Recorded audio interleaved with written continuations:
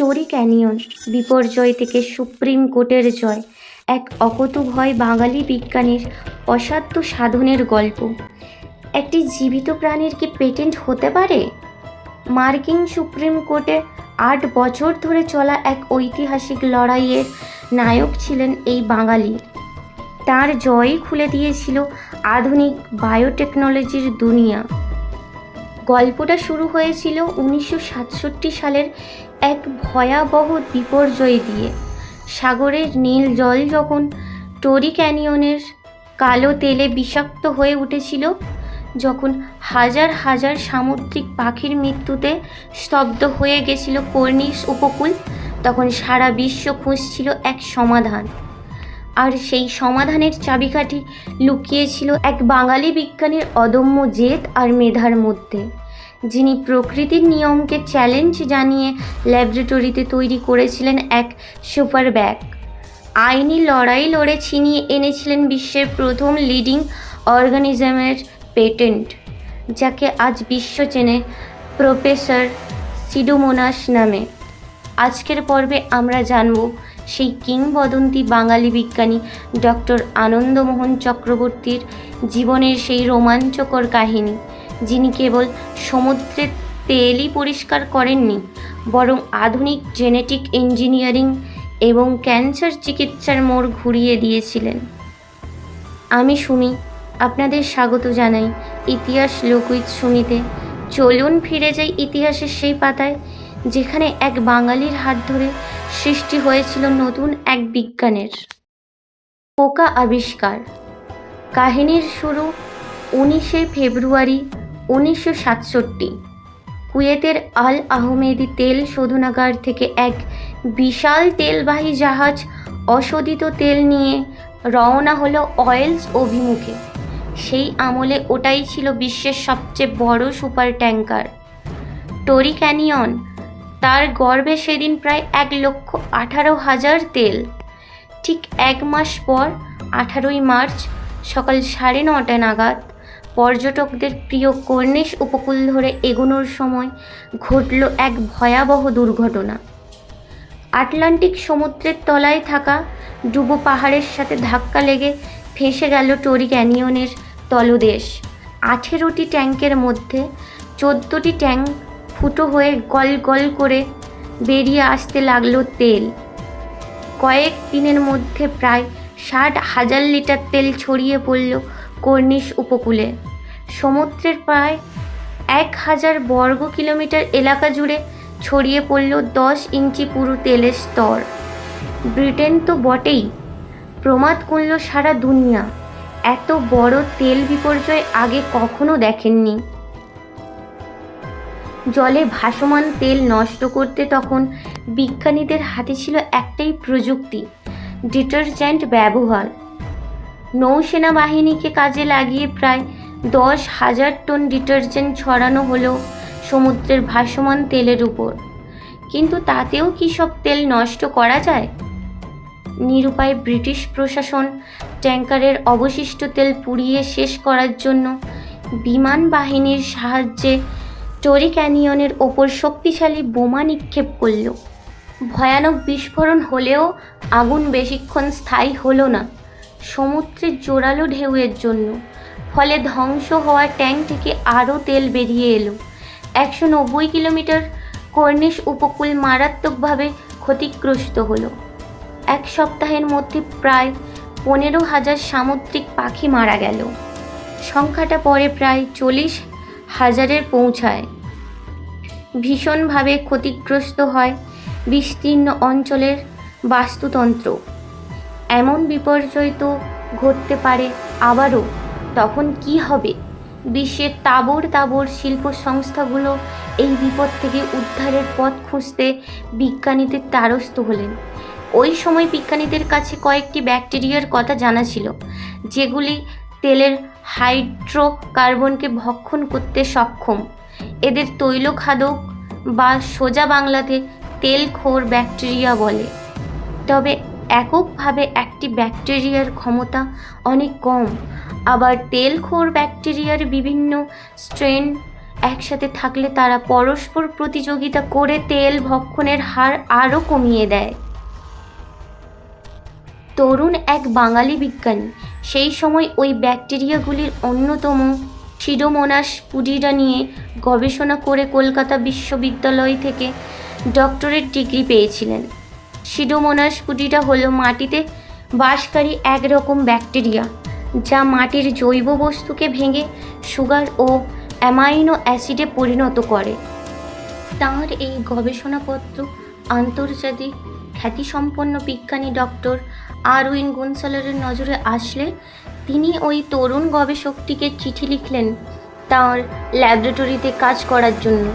দুচোখে স্বপ্ন মেখে তরুণ ওই গবেষক কলকাতা থেকে পৌঁছলেন ইলিনয় বিশ্ববিদ্যালয়ে। আর এখানেই তিনি আবিষ্কার করলেন ব্যাকটেরিয়াটির একটি বিস্ময়কর বৈশিষ্ট্য। তিনি দেখলেন কর্পূরকে বিয়োজিত করার জন্য পুরো জৈব রাসায়নিক বিক্রিয়াগুলি যে জিন দ্বারা নির্মিত হয় তা ব্যাকটেরিয়াটির আসল ডিএনএতে নেই, রয়েছে প্লাজমিডে। প্লাজমিড হলো ব্যাকটেরিয়ার উপস্থিত অতিরিক্ত একটি অতি ক্ষুদ্রাকার চক্রাকার ডিএনএ। সিডোমোনাস পুডিরা নিয়ে বাঙালি গবেষকটির গবেষণার অগ্রগতি ছিল ওই পর্যন্তই, কারণ এর পর তিনি জেনারেল ইলেকট্রনিক কোম্পানির R&D কেন্দ্রে যোগদান করেন। আর ঠিক সেই সময়তেই ঘটেছিল টরি ক্যানিয়ন বিপর্যয়। শুনে গবেষক মশাইয়ের মাথায় এলো যেসব ব্যাকটেরিয়ার তেল ভক্ষণের ক্ষমতা রয়েছে তাদের সেই বৈশিষ্ট্যের জন্য দায়ী জিনকে যদি শনাক্ত করা যায় এবং তা প্লাজমিডে আছে কিনা নির্ণয় করা যায়, তবে সেই সব জিনের একমাত্র সমাবেশের চেষ্টা করে নতুন এক প্রকার ব্যাকটেরিয়া উদ্ভব করা যেতে পারে। ভাবনাটা প্রকাশ করতেই জেনারেল ইলেকট্রনিক কোম্পানির কর্তা ব্যক্তিরা দারুণ তারিফ করলেন এবং তাড়াতাড়ি ওই গবেষণা শুরু করতে বললেন। সত্যি এমনটা তো আগে কেউ ভাবেননি। তরুণ বিজ্ঞানীটি বিভিন্ন ব্যাকটেরিয়ার স্ট্রেন থেকে 4টি প্লাজমিড চিহ্নিত করলেন যেখানে তেল ভক্ষণকারী জিন অবস্থিত।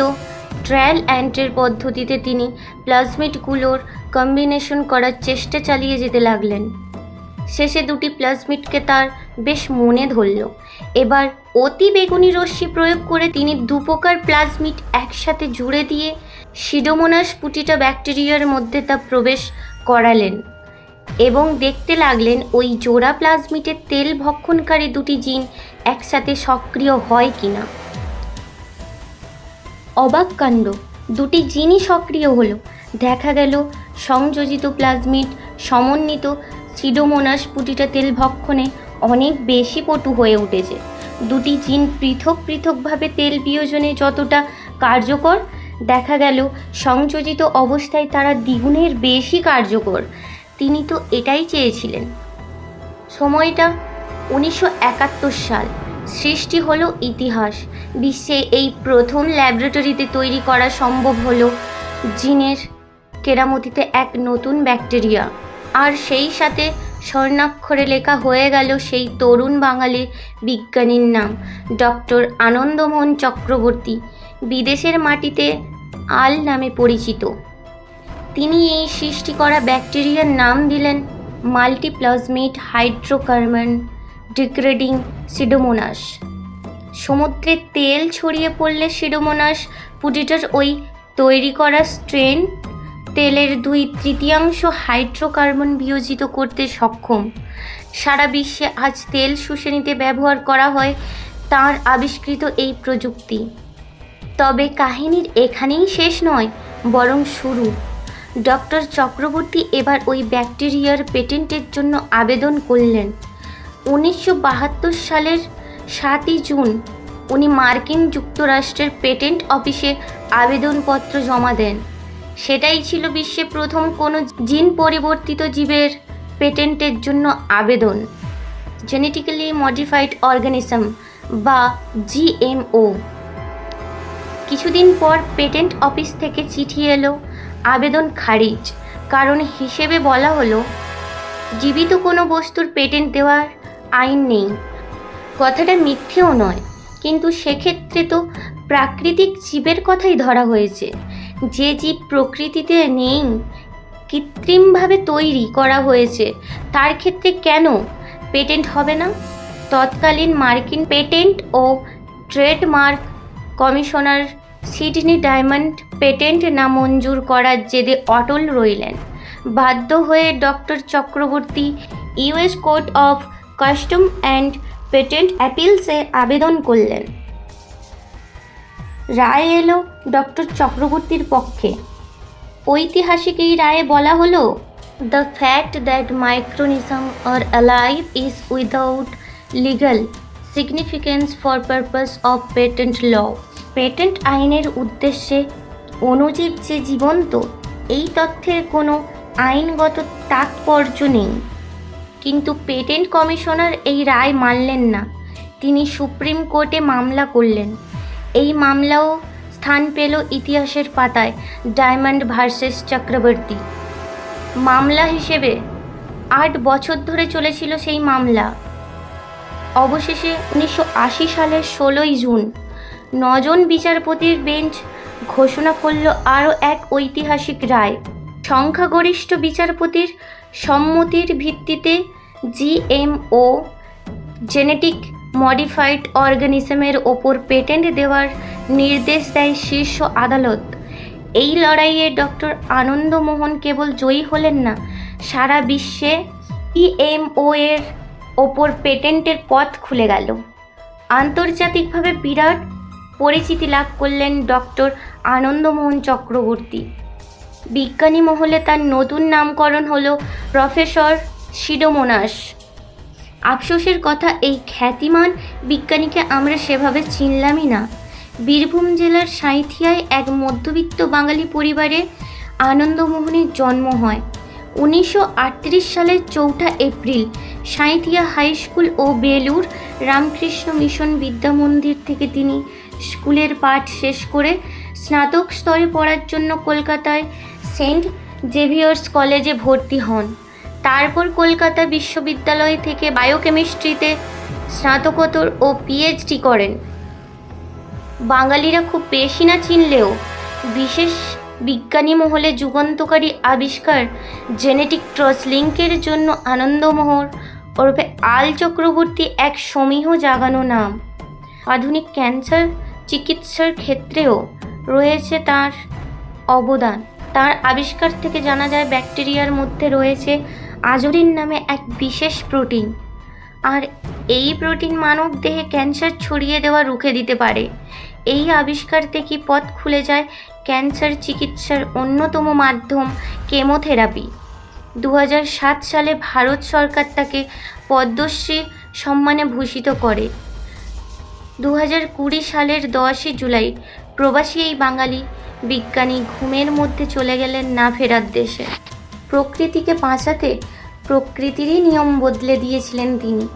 অথচ ডক্টর আনন্দমোহন চক্রবর্তীর মতো জেনুইন হিরোদের কথা আমাদের পাঠ্য বইয়ে সেভাবে জায়গা পায় না। কেন আমরা আমাদের নিজেদের ঘরের রত্নদের চিনতে দেরি করি? আজ যখন সমুদ্র দূষণ বা ক্যান্সার চিকিৎসার কথা ওঠে, তখন কিন্তু ঘুরে ফিরে সেই প্রফেসর সিডোমোনাসের নামই আসে। ইতিহাসের এমন আরও কত মানিক রতন ধুলো চাপা পড়ে আছে, তা খুঁজে বের করাই আমাদের লক্ষ্য।